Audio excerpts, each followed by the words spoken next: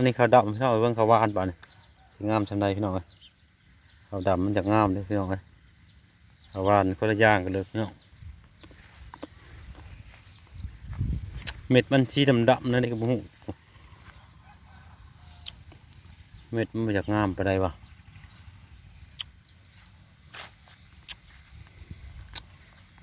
ทางนี้สุกคักอะไรบ้านี่ไห้นี่พี่น้องไอ้โพดโพเขาเลี้ยวเห็นดินจนบ่เห็นดินพี่น้องเมาไห้เดียวมันซ้อนเด้องามลายเลยเขายังก็มางามแต่ไห้เนี่ยเขาถูกสังเกตมันเป็นดำที่ได้พี่น้องเลยแต่มันงามดำห้างเต๋ออยู่แต่มันงามตัวดำเนาะพี่น้องไปเบิ่งตัวเกี้ยวตัววานบาน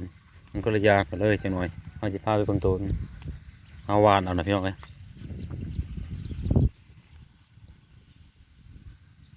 กอบมันเขานี่สุกโพดทันนี้พี่น้องเลยถ้าน่าเป็นกระตัดที่กันนี่พี่น้องสิเห็นหรือบ่พี่น้องกองเอามัวมันบ่โฟกัสไปได้เป็นตัดทั้งตัดทั้งเกี่ยวพี่น้องผลกับสิมาพอผลให้เป้าพี่น้องปวดโพว่าเขาโหล่มก็ออกล่มแห้งเลยพี่น้องเลยพี่จะบอกมีผลดอกถ้าน่ากระตัดพี่น้องเลยบ่เห็นจักเห็นหรือบ่เห็นดอกพี่น้องไก่ปานนั้นถ้าน้ำมัดน้ำก็มีตัดน้ำก็มีอันนี้เขาหน้าว่านเลยพี่น้องสังเกตมันต่างกันบ่พี่น้องว่านพี่น้องไม่อยากน้ำอะไรจับว่านจะได้สุกอะไรนี่ยังมันสุกขับอะไรไม่ใช่เบิ่งพี่น้องเบิ่งเขาว่านกับเขาดำพี่น้องอันนี้เขาดำพี่น้องสังเกตจะได้งามกว่ากันอันนี้เขาดำกับเขาว่านก็ละทีบกันเลยพี่น้อง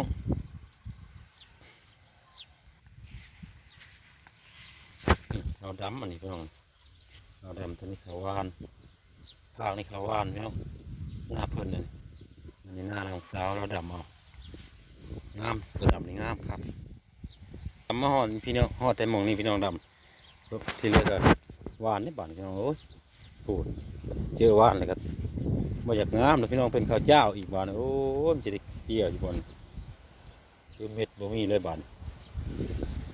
มันแย่มแท้นี่เขากับพี่น้องเลยวานพี่น้องโอ้ยที่จะยักซอบนี่พี่น้องนี่แต่ยาทั้งนั้นเลยมันมีเข้าเลยบ้านใช่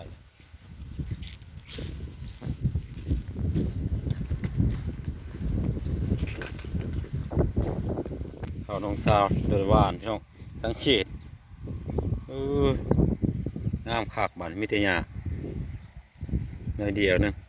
เม็ดกับห่วงนิดหน่อยน้อยห่วงไปอย่างไงกับว่านเนาะเมื่อคืนว่านที่โพดเดี๋ยวห้าจะไปพาไปเบิ่งของเฮานะมันสิงามจังไรพี่น้องจะได้จักสอบอันนี้ของน้องสาวตัวนี้เขาว่านตัวนี้เขาว่านทั้งเทิงนั้นตัวระดับมันงามพี่น้อง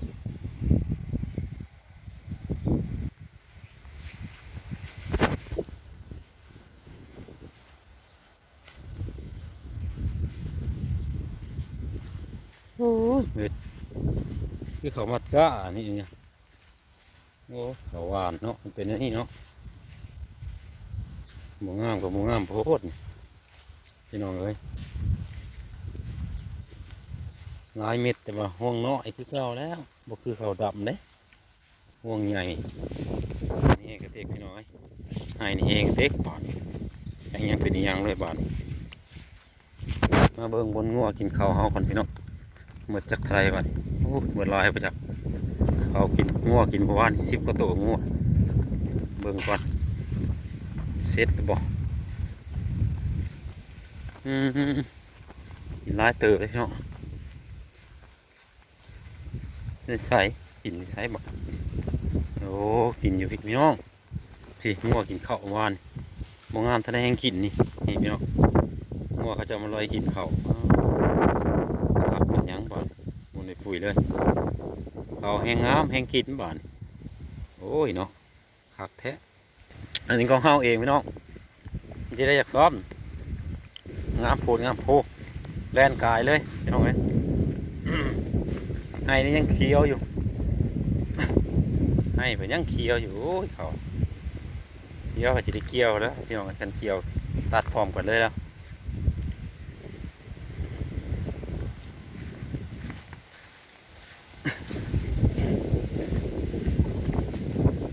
ฝนก็ตกมาลินๆจังหน่อยพี่น้องอายฝนมาแล้วพี่น้องเอ้ยวันให้นี่เปิดงามเยอะให้เดียวนี่คือแท้นี่ละมืดของบ่าวผู้ไทยจะได้จักสอบพี่น้องแม่นละสุดนี่แหละพี่น้องเรียนนี่สุดแคมบ้านไปเลยพี่น้องเรียนทางนี้เลยพี่น้องแต่ว่า10 สอบมันหอดบ่หอดจ้ะสอบไปจ้ะหมดถงพี่น้องเอาบ่งาม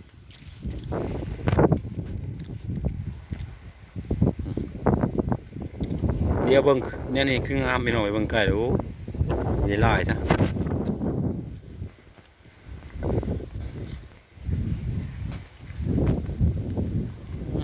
สุกคักเลยใช่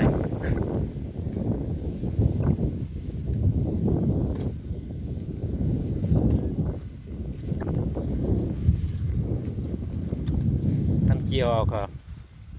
สิแล้วไว้อยุแต่ว่ายาลูกชายสอกันเลยบริเกี่ยวพี่น้องให้เขาเป็นกรอบหมดเลยโอ้ยเขาโอ้คักเลยจนใบมันจนกรอบพี่น้องให้ขี่กับไผ่ได้กับใหม่เลยโคตรฟูพี่น้อง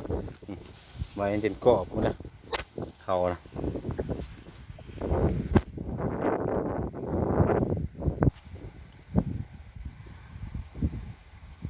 ว่านปีแรกก็บ่งามพี่น้องโอ้ยมีนาดำเอาบ้านพี่น้องไอ้เรื่องนี้ว่านไม่ได้เข้าดอกแปดนี่บ่งามนี่เขาหาว่าดูแลบ่ได้นำพี่น้องเอ้ยรักษาบ่ได้มันก็เลยบ่งามคันหน้าก็เป็นหน้าโขกเนาะพี่น้องเนาะก็เลยบ่อยากงามก็บ่หยาบาดโอ้ยพี่น้องสังเกตพี่น้องยังบ่ทันออกนะก็มีตายค่านะก็มีลำกล้องมันถูกเอาพอนนะโอ้ย30 มัดเลยนะมีแต่เพื่องเดี๋ยวนะสิไอ้นี่ก็ติตายหยอแล้วพี่น้องเอ้ยแม่นเข่าอยู่บ่อนเพื่องได้เขาน้องสาวพี่น้อง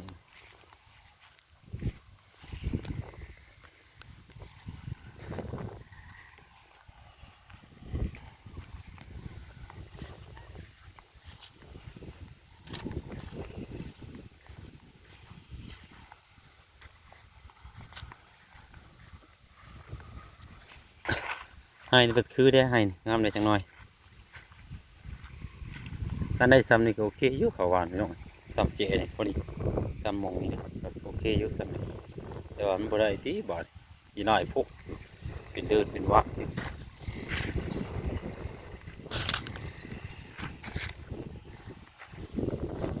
ไผว่านะพี่น้องเขาหวานเฮ็ดง่ายแต่ว่าบ่ได้เข้าดำพัดได้เข้าอยู่ขึ้นได้พี่น้องมันสิได้บ่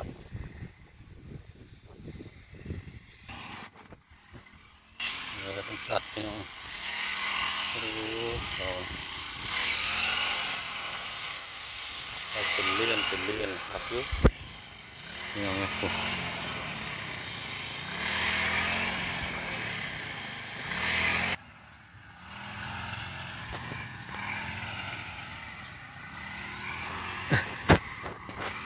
พอเมืองก็จะเริ่มกระไรก็แซ่พี่น้องกระไรแซ่พอกันชิมาสวัสดี